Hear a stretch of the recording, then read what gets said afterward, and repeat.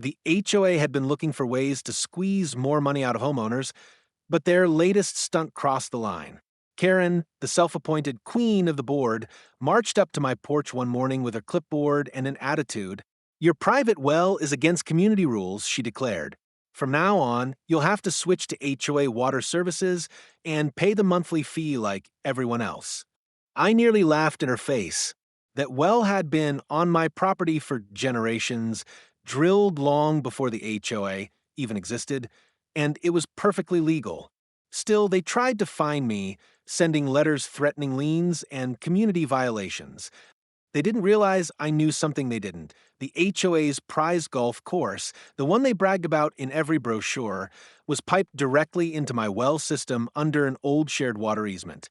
For years, they'd been drawing from it without even paying me a dime. So, when they doubled down and threatened to shut down my well, I made a call to the local water contractor and had the lines rerouted. The very next morning, HOA members in polo shirts stormed the clubhouse as sprinklers sputtered dry and the one-screen course began to brown under the sun.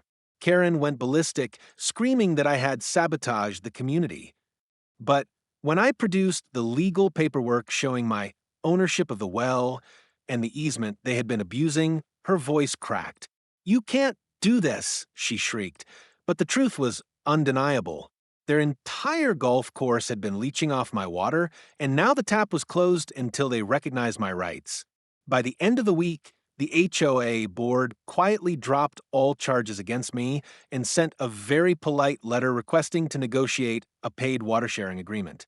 I smiled as I poured myself a glass of fresh well water and looked out over the drying fairways.